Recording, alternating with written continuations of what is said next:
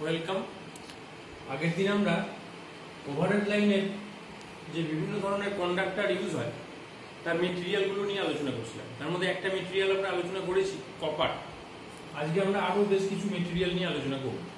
তার মধ্যে প্রথমেই আমরা আসবো অ্যালুমিনিয়াম।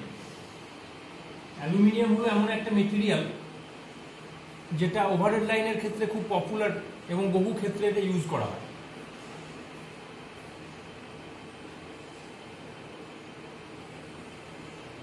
এর সব থেকে বড় যেটা অ্যাডভান্টেজ সেটা হলো যে পার ইউনিট ভলিউমে এর ওয়েটটা কম, অর্থাৎ কন্ডাক্টর হিসেবে এটা অনেক হালকা। আর একটা হলো যে এর অ্যাভেলেবিলিটি অনেক বেশি, ইজি অ্যাভেলেবিলিটি, যার ফলে এর দামটাও কিন্তু তুলনামূলকভাবে অনেক কম। তবে এর কিছু ডিসঅ্যাডভান্টেজ আছে। কপারের সঙ্গে যদি তুলনামূলক একটা আলোচনা করো তাহলে তুমি ডিসঅ্যাডভান্টেজগুলো বুঝতে পারবে। কপারের যে কন্ডাক্টিভিটি তার তুলনায় অ্যালুমিনিয়ামের কন্ডাক্টিভিটি কিন্তু কম, 60%। কপারের 60% হচ্ছে অ্যালুমিনিয়ামের কন্ডাক্টিভিটি। তাহলে এই তথ্যগুলো একটু তোমরা লিখে রাখতে পারো যে অ্যালুমিনিয়ামের যে conductivity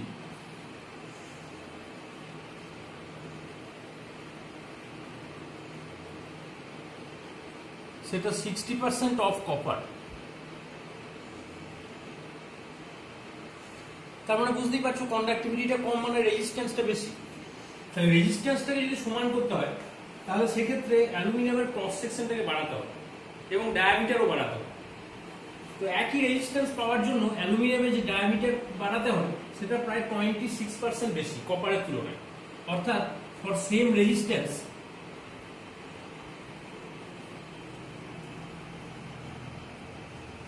diameter of aluminium is 1.26 of the diameter of copper। এবং বুঝতেই পারছো যে ডায়ামিটারটা যখন বাড়াবো তখন ক্রস সেকশনাল এরিয়াটাও বেড়ে যাবে, কারণ ক্রস সেকশনাল এরিয়ার ফর্মুলা হচ্ছে πd²/4, যেখানে ডিটা হলো ডায়ামিটার। তাহলে ডিটা যদি ইনক্রিজ হয় অটোমেটিক্যালি তোমার ক্রস সেকশনটাও বেড়ে যাবে। তাহলে for same resistance cross-sectional area of aluminium is 1.66। এটা কিন্তু 1.26 আর এটা 1.66, মানে বুঝতেই পারছো এরিয়াটা অনেক গুণ বেশি, প্রায় 1.5 গুণেরও বেশি of cross-sectional area of copper। তার মানে কপারের যে cross-sectional area তার থেকে 66% যদি ক্রস সেকশনাল এরিয়া বাড়ানো যায় তবে আমরা অ্যালুমিনিয়ামের ক্ষেত্রে সেম রেজিস্ট্যান্সকে অ্যাচিভ করতে পারবো। এবং একটু আগে আমি তোমাদের বললাম যে অ্যালুমিনিয়াম তারটা অপেক্ষাকৃত হালকা তার এবং এর টেনসাইল স্ট্রেংথ কিন্তু কপারের তুলনায় বেশ কম। মোটামুটি ভাবে একটা যদি কম্পারেটিভ স্টাডি করা যায় তাহলে আমরা লিখতে পারি যে টেনসাইল স্ট্রেংথ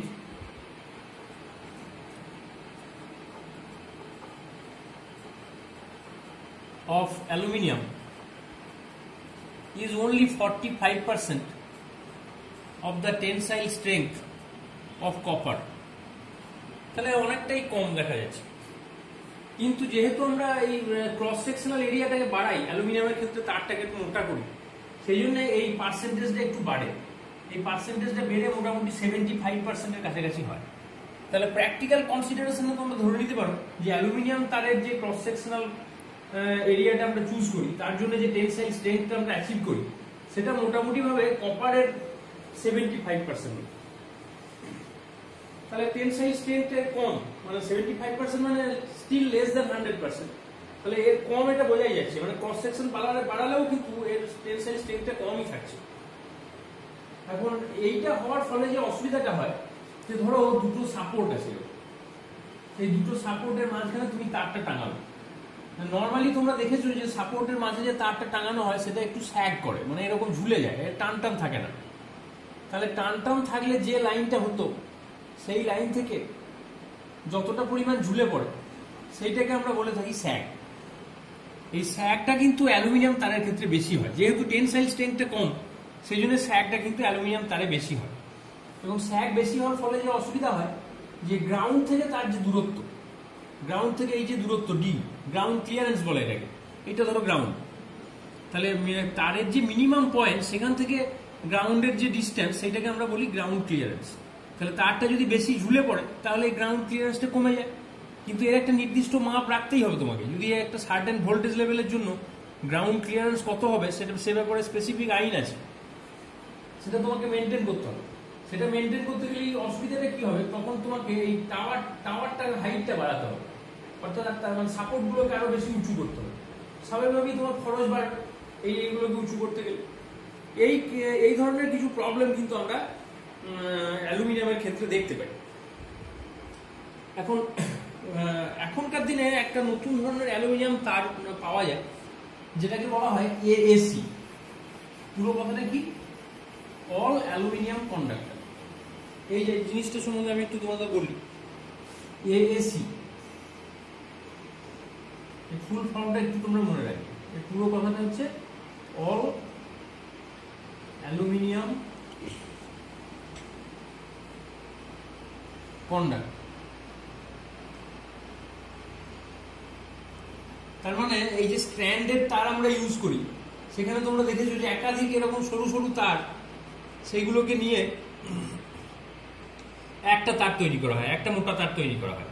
এই সরু সরু তারগুলোর প্রত্যেকটাই যদি অ্যালুমিনিয়াম তার হয় তাহলে সেইটাকে আমরা বলি অল অ্যালুমিনিয়াম কন্ডাক্টর। এই ধরনের তার আমরা কোথায় ইউজ করে থাকি, এই ধরনের তার জেনারেলি আমরা লো ভোল্টেজ লাইনে ইউজ করে থাকি, low voltage distribution, low voltage distribution লাইনে আমরা এই এএসি তার ইউজ করি। এবং এটা তোমার এই তারের যেটা অ্যাডভান্টেজ সেটা হচ্ছে এই তার কিন্তু খুব হালকা। তার মানে কপার তার যদি তুমি মানে ইকুইভ্যালেন্ট রেজিস্ট্যান্সের একটা কপার তার নাও, তাহলে তার যে ওয়েট হবে আর এএসি তারের যে ওয়েট হবে সেটা কপারের প্রায় হাফ। তার মানে বোঝাই যাচ্ছে যে এই তারের ওয়েট কিন্তু অনেক কম। তাহলে আমরা লিখতে পারি যে ওয়েট অফ এএসি, ওয়েট মানে কিন্তু wait per unit volume, weight of AAC is half of the weight of copper for same resistance। একই রেজিস্ট্যান্স যদি আমরা অ্যাচিভ করতে যাই তাহলে এএসি তার লাগালে যে ওয়েটটা আমরা পাবো পার ইউনিট ভলিউমে, সেটা কপার তারের পার ইউনিট ভলিউমের ওয়েটের অর্ধেক। মানে বোঝা যাচ্ছে এটা অনেক হালকা তার। এবং লো ভোল্টেজ ডিস্ট্রিবিউশন লাইনে আমরা এএসি তারকে এখন খুব বেশি প্রেফার করি। সেক্ষেত্রে যে স্প্যান লেন্থটা আমরা চুজ করি সেটা মোটামুটি ভাবে একটা ভ্যালু তোমরা মনে রাখবে 65 মিটার। স্প্যান বুঝো তো, স্প্যান মানে হলো যে একটা সাপোর্ট থেকে আর একটা সাপোর্টের যে দূরত্ব, এটাকে স্প্যান বলে। মানে এদের দূরত্বটাকে যদি এরকম ভাবে মাপা হয়, এই দূরত্বটা যদি 65 মিটার ম্যাক্সিমাম হয় তাহলে তুমি এএসি তার ইউজ করতে পারবে। এর থেকে বেশি স্প্যানেল ইউজ করতে যাও তাহলে তার ছিঁড়ে যাওয়ার সম্ভাবনা আছে। তাহলে অ্যালুমিনিয়ামের অনেকগুলো প্রপার্টি তোমরা জানতে পারলে। এখন এই অ্যালুমিনিয়ামটা কি আর একটু মডিফাই করে একটা নতুন ধরনের তার আমরা ইউজ করে থাকি, যেটার ব্যবহার সব থেকে বেশি। মানে যত রকমের তার তোমরা দেখে থাকো তাদের মধ্যে সব থেকে বেশি যে তারটা ব্যবহৃত হয় সেই তারটা হলো, এটাকে বলা হয় steel cored aluminium. Steel cored aluminium, এটা আমি তোমাদের লিখে দিচ্ছি এখানে। অর্থাৎ অ্যালুমিনিয়াম তারের মাঝখানে একেবারে সেন্ট্রাল পজিশনে একটা স্টিলের তার ইউজ করা হয়, স্টিল কোড অ্যালুমিনিয়াম। এবং এটার আর একটা নাম আছে যেটাকে বলে এসিএসআর। এসিএসআর এর পুরো কথাটা কি, এসিএসআর এর পুরো কথাটা হচ্ছে aluminium conductor steel reinforced, aluminium conductor steel reinforced. এই টার্মটা তোমরা মনে রাখবে, এটা কিন্তু খুব পপুলার একটা কন্ডাক্টর। তার মানে ধরো এই মাঝখানে একটা আমরা স্টিলের তার আমরা ইউজ করব। স্টিলটা জেনারেলি গ্যালভানাইজ করা থাকে। গ্যালভানাইজ মানে এর উপরে একটা জিঙ্কের প্রলেপ দেওয়া থাকে, যাতে তারের মধ্যে যদি কোনো জল ঢুকে যায় তাহলে যেন সেখানে মরচে না ধরে যায়। তাহলে স্টিল কোড অ্যালুমিনিয়াম, তার উপরে এরকম কতগুলো অ্যালুমিনিয়াম তার, মানে ভেতরটা স্টিল, বাইরে এরকম অ্যালুমিনিয়াম কন্ডাক্টর ইউজ করা এরকম। এবং এখানে কটা তার থাকবে না থাকবে, তার ক্যালকুলেশন কি, তার ডায়ামিটার কি হবে, এইসব জিনিস তোমাদের আমি আগের ক্লাসে বলেছি, সেগুলো আমি আর রিপিট করতে চাইছি না। তাহলে একদম মাঝের তারটা হচ্ছে স্টিল আর বাইরের গুলো হচ্ছে অ্যালুমিনিয়াম। এখন একটা প্রশ্ন তোমাদের মধ্যে আসতে পারে যে স্টিলের তারটা মাঝে এরকম দিলাম কেন, তাতে কি সুবিধা কি হলো বা অসুবিধাই বা কি হলো? স্টিলের তারটা দেওয়ার কারণ হচ্ছে যে স্টিলটা অ্যালুমিনিয়ামের তুলনায় তার টেনসাইল স্ট্রেংথটা বেশি, যার ফলে মাঝে যদি একটা স্টিলের তার দেওয়া যায় তাহলে টোটাল তারের যে টেনসাইল স্ট্রেংথ সেটা অনেক বেশি বেড়ে যায়। এটা বেড়ে যাওয়ার ফলে কি হয়, তুমি স্প্যানটাকে বাড়াতে পারো। এসিএসআর কন্ডাক্টর জেনারেলি আমরা 100 মিটার স্প্যানেও ইউজ করতে পারি, মানে লং স্প্যানে আমরা এসিএসআর কন্ডাক্টর ইউজ করতে পারি। এবং আমাদের যে EHV line, extra high voltage line, সেখানে এই মানে তোমার এসিএসআর কন্ডাক্টর খুব পপুলার একটা কন্ডাক্টর। লো ভোল্টেজেও ব্যবহৃত হয়, তবে হাই টেনশন লাইনের ক্ষেত্রে এসিএসআর কন্ডাক্টরের ব্যবহার কিন্তু অনেক বেশি। এখন একটা প্রশ্ন ছেলেদের মাথায় জাগে, এই যে স্টিলটা আমরা ইউজ করলাম, স্টিলের কন্ডাক্টিভিটি তো বেশি নয়, অ্যালুমিনিয়ামের তুলনায় যদি কম্পেয়ার করো তুমি, তাহলে অ্যালুমিনিয়ামের কন্ডাক্টিভিটি অনেক বেশি স্টিলের তুলনায়। তাহলে সেক্ষেত্রে আমরা স্টিলটা দিয়ে আবার লাভটা কি? লাভটা এটাই হলো যে তোমাদের আমি আগে বলেছিলাম স্কিন ইফেক্টের কথা। স্কিন ইফেক্টের ফিজিক্সটা আমি বলিনি, কিন্তু স্কিন ইফেক্ট ঘটনাটা কি সেটা বলেছিলাম। যে এসি কারেন্টের ক্ষেত্রে যেটা লক্ষ্য করা যায় যে সেটা তারের স্কিন দিয়ে যাওয়ার চেষ্টা করে, মাঝখান দিয়ে খুব একটা যায়, যার ফলে মাঝে যদি তুমি একটা লো কন্ডাক্টিভিটি তার ইউজ করো তাহলে সেই দিকে কিন্তু কোনো কারেন্ট যাবে না, যার ফলে তার রেজিস্ট্যান্স যদি হাই হয়, কন্ডাক্টিভিটি লো হয়, তাতে খুব একটা প্রবলেম হয় না। শুধুমাত্র এই তারটা টেনসাইল স্ট্রেংথটা বাড়ানোর জন্যই ব্যবহার করা হয়। এতে কন্ডাক্টিভিটি কতটা লুজ হলো এতে খুব একটা যায় আসে। এখন মোটামুটি ভাবে আমরা যদি এই যে দুটো আলাদা মেটেরিয়াল, একটা স্টিল একটা অ্যালুমিনিয়াম, এদের যে ক্রস সেকশনাল এরিয়া, এদের যদি আমরা একটা অনুপাত করি তাহলে দেখতে পাবো যে অ্যালুমিনিয়ামের যে টোটাল ক্রস সেকশনের যে যতটা পোরশন অ্যালুমিনিয়াম দখল করে থাকে আর যতটা পোরশন স্টিল দখল করে থাকে, এদের যে অনুপাত, অর্থাৎ স্টিল ভার্সেস অ্যালুমিনিয়াম, অর্থাৎ steel is to aluminium in terms of cross sectional area, cross sectional এরিয়ার দিক থেকে স্টিল ইজ টু অ্যালুমিনিয়ামের যে অনুপাত সেটা মোটামুটি থাকে 1:6। এখানে বুঝতেই পারছো একটা তার ভেতরে আছে স্টিলের তার 1 আর বাইরে আছে 6টা তার, সেই দিক থেকে বিচার করলে যদি সবগুলো ইকুয়াল ডাইমেনশনের আমি ধরে নিই তাহলে 1:6 হওয়ারই কথা। তবে যদি তুমি মনে করো যে না আমি এর টেনসাইল স্ট্রেংথ আরো বেশি বাড়াতে চাই, কখনো কখনো এটা বাড়ানোর দরকার পড়ে। কখন? যদি দেখা যায় যে স্প্যানটাকে আমাকে 100 মিটারেরও বেশি বাড়াতে হচ্ছে, মানে লং স্প্যানে আমরা যাচ্ছি। লং স্প্যানে কখন যাওয়ার দরকার পড়ে?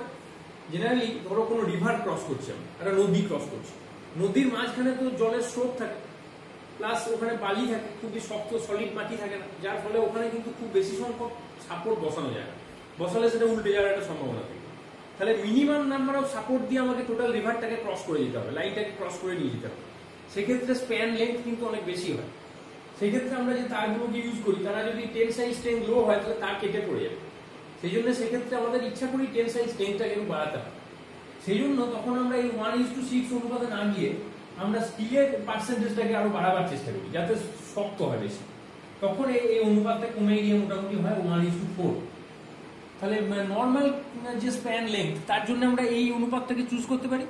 আর যদি আমাদের মনে হয় যে না এক্সট্রা অ্যাডিশনাল টেনসাইল স্ট্রেংথ দরকার, আরো লং স্প্যানে আমি যাব, তখন আমরা এই অনুপাতটাকে চুজ করতে পারি।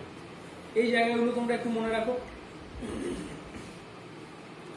এখন যেহেতু এই স্টিল কন্ডাক্টরটা ইউজ করার জন্য তারটা একটু বেশি ভারী হয়ে যায়, সেই জন্য তোমাকে যে সাপোর্টটা ইউজ করতে হবে সেই সাপোর্টটা কিন্তু একটু বেশি শক্তপোক্ত হতে হবে।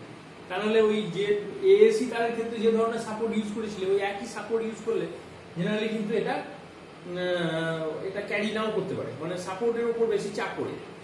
তবে এখানে একটা অ্যাডভান্টেজ আছে যেটা যেহেতু স্প্যান লেন্থটাকে আমরা বাড়াতে পারি সেই জন্য আমাদের সাপোর্টের সংখ্যা কম লাগে। অর্থাৎ তুমি যদি এএসি তার ইউজ করো তাহলে ধরা যাক তোমার 100টা সাপোর্ট লাগবে, একটা নির্দিষ্ট দূরত্ব যেতে 100টা সাপোর্ট লাগবে। সেক্ষেত্রে ওই জায়গাটাকে তুমি যদি এসিএসআর দিয়ে রিপ্লেস করো তাহলে দেখবে 25% কমে গেল, অর্থাৎ 75টা সাপোর্ট দিয়ে কিন্তু আমরা ওই লেন্থটাকে কভার করতে পারলাম, যেহেতু স্প্যান লেন্থটা বেশি। তাহলে এই যে সাপোর্টের সংখ্যা কমে যাচ্ছে, অটোমেটিক্যালি কি বুঝতে পারছো তুমি, সেখানে খরচটা কমছে। প্রত্যেকটা সাপোর্টের তো দাম আছে, সেই দামটা আমরা রিডিউস হয়ে যাচ্ছে। তাহলে সাপোর্টের দিক থেকে আমাদের অনেকটা খরচ কম লাগছে। আর 2 নম্বর হলো যে সাপোর্টের সংখ্যা যত বেশি থাকবে, মনে রাখবে যে লাইনের ফল্ট গুলো কিন্তু বেশিরভাগই হয় সাপোর্টের কাছাকাছি এরিয়া। তাহলে যত বেশি সাপোর্ট তুমি ট্রান্সমিশন লাইনে ইউজ করবে তত কিন্তু ফল্টের চান্স বেড়ে যাবে। এই জন্য মিনিমাম সাপোর্ট দিয়ে যদি আমরা ট্রান্সমিশন লাইনটাকে ক্যারি করতে পারি সেটা কিন্তু আমার একটা বড় অ্যাডভান্টেজ। তাহলে ফল্টের সম্ভাবনাটা অনেক কম এবং মেনটেন্যান্স খরচও কিন্তু অনেক কমে যাবে।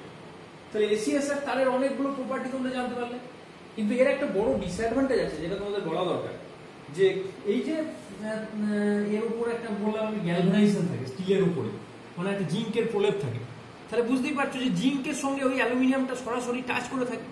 তাহলে এই যে দুটো ভিন্ন মেটাল পরস্পরের সঙ্গে টাচ করে আছে, যেখানে কিন্তু একটা ইলেকট্রোলাইটিক করোশন, এই মানে বাইমেটালিক করোশন বলে, এই করোশনের ফলে এই অ্যালুমিনিয়াম তারগুলো কিন্তু একটু ক্ষয়ে যায়, এই একটা সম্ভাবনা কিন্তু এখানে থেকে যায়। তার মানে অল অ্যালুমিনিয়াম কন্ডাক্টরে তুমি এই ধরনের কোনো কিছু দেখতে পাবে না, কারণ সবই তো একই মেটেরিয়াল, তাদের মধ্যে কোনো ইন্টার মেটেরিয়াল ইলেকট্রোলাইটিক করোশনের সম্ভাবনা থাকে না, কিন্তু এসিএসআর কন্ডাক্টরে কিন্তু সেই সম্ভাবনাটা থেকে যায়।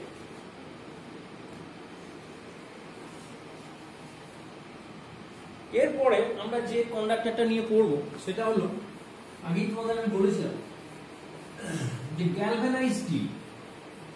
এই গ্যালভানাইজ স্টিল তার তোমরা দেখেছো কিনা আমি জানি না, নিশ্চয়ই দেখেছো, জিআই তার বলে বাজারে পরিচিত, খুবই পপুলার একটা তার। কিন্তু জিআই তার আমরা জেনারেলি কোথায় ইউজ করতে পারি? জিআই মানেটা কি? জিআই মানে হচ্ছে গ্যালভানাইজড আয়রন, তার মানে আয়রন তারের উপরে একটা জিঙ্কের প্রলেপ দেওয়া আছে। এই জিঙ্কের প্রলেপগুলো অনেক সময় ঠিকঠাক যদি দেওয়া না থাকে তাহলে তারে মরচে ধরে যেতে পারে, এরকম অনেক ক্ষেত্রে আমরা দেখেছি। তুমি খেয়াল করলে দেখবে অনেক সময় সিমেন্টের যে পোলগুলো তোমরা থাকে, আরসিসি পোল যেগুলো বলে, সেই পোলগুলোর গাবে একটা তার নিচে গ্রাউন্ডে চলে গেছে। ওই যে তারটা, ওই তারটা কিন্তু কোনো মানে ফল্ট কারেন্ট যদি চলে আসে তাহলে সেই ফল্ট কারেন্টটাকে গ্রাউন্ডে পাঠানোর জন্য ওই তারটাকে ইউজ করা হয়। ওই তারটা কিন্তু একটা জিআই তার। সেখানে তোমরা দেখেছো অনেক সময় যে পোলের এরকম পোলের সাইডে এরকম জিআই তার বসানো আছে। আবার আর কোথায় জিআই তার ইউজ হয়? নিউট্রাল লাইন, যেটা নিউট্রাল লাইনে তোমরা জানো যে কারেন্ট খুব কম থাকে, ফেজ কন্ডাক্টরে যে পরিমাণ কারেন্ট থাকে নিউট্রাল তারে কিন্তু সেই পরিমাণ কারেন্ট থাকে না, তার থেকে অনেক কম কারেন্ট থাকে, যার ফলে নিউট্রাল তারে আমরা গ্যালভানাইজড আয়রন তার ইউজ করতে পারি। আবার একদম টপ দিয়ে একটা তার যায় দেখবে টাওয়ারের মাথা দিয়ে, সেই তারটাকে বলা হয় আর্থ ওয়্যার বা গ্রাউন্ড ওয়্যার। এই তারটার কারণ হচ্ছে যে যদি বাজ পড়ে তাহলে যেন নিচের কন্ডাক্টরগুলো সেভ হয়। বাজ সবসময় কোথায় পড়বে? একদম উপরের তারটাতে পড়বে, এবং যেহেতু ওই তারটাকে সরাসরি গ্রাউন্ডের সঙ্গে টাচ করানো আছে, সুতরাং বাজ যদি ওই গ্রাউন্ড লাইনটা পেয়ে যায় তাহলে সে অন্য তারগুলোকে আর ডিস্টার্ব করবে। তাহলে নিচের তারগুলোকে একটা প্রোটেকশন দেওয়া বা সিল করা, এইটার কারণেই কিন্তু উপরে গ্রাউন্ড ওয়্যারগুলোকে দেওয়া হয়। এবং ওই গ্রাউন্ড ওয়্যারগুলোর মধ্যে দিয়ে কোনো কারেন্ট যায় না, ওরা কিন্তু কারেন্ট ক্যারিং কোনো কন্ডাক্টর নয়। এবং ওর মূল উদ্দেশ্য হচ্ছে যে যদি বজ্রপাত হয় তাহলে সেই বজ্রপাতটাকে সরাসরি গ্রাউন্ডে পাঠিয়ে দেওয়া এবং নিচের তারগুলোকে রক্ষা করা। এই গ্রাউন্ড ওয়্যারটার ক্ষেত্রে আমরা অনেক সময় ওই জিআই তার ইউজ করি, গ্যালভানাইজড আয়রন। তাই এই জিআই তারগুলো কিন্তু কখনোই ফেজ কন্ডাক্টরের ক্ষেত্রে ব্যবহৃত হচ্ছে না। আগেকার দিনে এগুলো ইউজ হতো, যেগুলো রুরাল এরিয়া, যেখানে 11 কেভি লাইন, কম দূরত্বে তোমাকে অল্প পরিমাণ পাওয়ার পাঠাতে হবে, সেই ক্ষেত্রে আমরা আগে যে গ্যালভানাইজড আয়রন তার ইউজ করতাম। কিন্তু এই তারে যেহেতু তোমার রেজিস্ট্যান্সটা বেশি, কন্ডাক্টিভিটি অনেক কম উইথ রেসপেক্ট টু অ্যালুমিনিয়াম আর কপার, এই কারণে এই তার বেশি ইউজ করলে লস বেশি হবে, হিটিং বেশি হবে, মেনটেন্যান্স বেশি, খরচা বেশি, তার বেশি ভারী। স্বাভাবিকভাবেই আমরা এখনকার দিনে আর ফেজ কন্ডাক্টরের ক্ষেত্রে এইগুলোকে ইউজ করি না। তাহলে কখনোই এটা কিন্তু মনে করবে না যে এটা ইএইচভি মানে এক্সট্রা হাই ভোল্টেজ যে লাইন সে তার জন্য সুটেবল, এটা কিন্তু কখনোই নয়। এর কন্ডাক্টিভিটি পুয়ার, এবং এই ধরনের কন্ডাক্টরগুলো এখন শুধুমাত্র গ্রাউন্ড ওয়্যার, আর্থ ওয়্যার, বা দেখবে অনেক সময় দেখবে ফেজ কন্ডাক্টরগুলোর নিচে একটা গার্ড ওয়্যার থাকে, যেটা তোমাদের আমি আগে বলেছি যে তার যদি ছিঁড়ে পড়ে সেটা যেন রাস্তায় না পড়ে যায়, তার জন্য একটা তারের নেটওয়ার্ক দেওয়া থাকে নিচে হরাইজন্টালি, সেখানে কিন্তু কোনো কারেন্ট থাকে না ওই তারগুলোর মধ্যে। বা দেখবে অনেক সময় একটা বার্ড ওয়্যার থাকে, বার্ড ওয়্যার মানে হচ্ছে যে পাখিদের বসার জন্য একটা তার পাস করানো হয়, সেখানে কিন্তু কোনো কারেন্ট থাকে না, ওটা তো একদম টপে রাখা থাকে। এরকম কোনো কোনো জায়গায় যেখানে পাখির ডেন্সিটি খুব বেশি, বা কোনো একটা জলাশয় আছে বা কোনো খাবার দোকান আছে, এইরকম জায়গাতে পাখি আসে বেশি, সেই পাখিগুলো অনেক সময় তারে বসলে সেখান থেকে ফল্ট অ্যারাইজ করতে পারে। সেটা রুখবার জন্য আমরা অনেক সময় একটা তার ইউজ করি, বার্ড ওয়্যার বলি এটাকে। তাহলে গার্ড ওয়্যার, বার্ড ওয়্যার, তারপর তোমার গ্রাউন্ড ওয়্যার, নিউট্রাল ওয়্যার, এই তারগুলোর ক্ষেত্রে আমরা জেনারেলি এই গ্যালভানাইজড আয়রন তার ইউজ করতে পারি। তাহলে এটা তোমরা শিখলে। আর একটা তার খুব রেয়ারলি ইউজ হয়, মানে প্রায় দেখাই যায় না, তোমরা নিশ্চয়ই দেখোনি এরকম তার, সেটাকে বলা হয় ক্যাডমিয়াম কপার। এই ক্যাডমিয়াম কিন্তু খুব কস্টলি ধাতু, ক্যাডমিয়াম কপার। তার মানে এখানে পিওর কপারের সঙ্গে 1 থেকে 2% ক্যাডমিয়াম ধাতু মেশানো হয়, যার ফলে কি হয় এর টেনসাইল স্ট্রেংথটা 40% বেড়ে যায়। তাহলে বুঝতেই পারছো 1 থেকে 2% মানে সামান্য পরিমাণ পিওর কপারের সঙ্গে খুব সামান্য পরিমাণ ক্যাডমিয়াম ধাতু মেশানো হয়েছে, দিয়ে এই সংকর ধাতুটা তৈরি হয়েছে। তাতে কি হলো, এই টেনসাইল স্ট্রেংথটা কিন্তু 40% বেড়ে গেল, মানে কপারের থেকে অনেক বেশি বেড়ে গেল। এবং এটা যোগ করার ফলে কন্ডাক্টিভিটি কিছুটা কমে যায়। কন্ডাক্টিভিটি পিওর কপারের যে কন্ডাক্টিভিটি তার থেকে 17% কমে যায়। তাহলে বুঝতেই পারছো যে এটা একদিকে যেমন বাড়ছে অন্যদিকে কমছে। তার মানে টেনসাইল স্ট্রেংথটা বেড়ে গেল 40%, কিন্তু কন্ডাক্টিভিটিটা ফল করে গেল 17%। তাহলে ক্যাডমিয়াম যোগ করার ফলে আমরা টেনসাইল স্ট্রেংথটাকে বাড়াতে পারলাম। তাহলে আমরা যদি এই কন্ডাক্টিভিটি সেটা ডিক্রিজ করবো, এটাকে যদি আমরা মেনে নিই বা এটাকে যদি মনে করি ঠিকই আছে, তাহলে কিন্তু আমাদের এই ক্যাডমিয়াম কপার কন্ডাক্টর আমরা লং স্প্যানের ক্ষেত্রে ইউজ করতে পারবো। এটা একটা বড় অ্যাডভান্টেজ।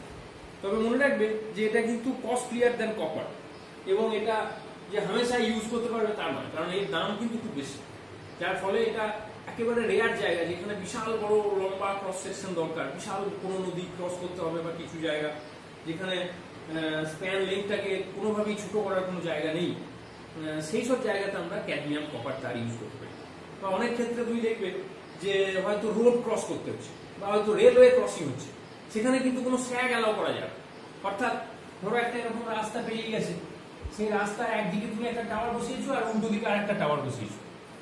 এই যে রাস্তাটা ক্রস করছে এই তারটা, এখানে কিন্তু তুমি তারটাকে কোনোভাবেই ঝুলে পড়তে দিতে পারো না। কেন না, বাস যাচ্ছে বা কোনো ট্রেন যাচ্ছে, যদি দেখা যায় যে বাসের মাথা থেকে ওই তারের যে ডিস্টেন্স সেটা কম হয়ে গেল, তাহলে কিন্তু সেখানে ফ্ল্যাশিং হতে পারে। সেই জন্য রোড ক্রসিং এর ক্ষেত্রে আমরা কোনোদিন তারে স্যাগ অ্যালাউ করি না, মানে তার ঝুলে পড়বে এটা কোনোদিন অ্যালাউ করা যায় না। সেখানে তার টান টান করে বাঁধতে হয়। এই টান টান করে বাঁধতে যাওয়ার জন্য আমাদের সাপোর্ট গুলোকে কাছাকাছি বসাতে হয়। বিরাট বড় লম্বা স্প্যান আমরা করতে পারি না। এবং এই তারের যে এক্সট্রা টেনশন, এই টেনশনে যদি তারটা কেটে না যায়, তার জন্য আমরা এইরকম ছোট স্প্যানেও কিন্তু আমরা ক্যাডমিয়াম কপার তার ইউজ করতে পারি।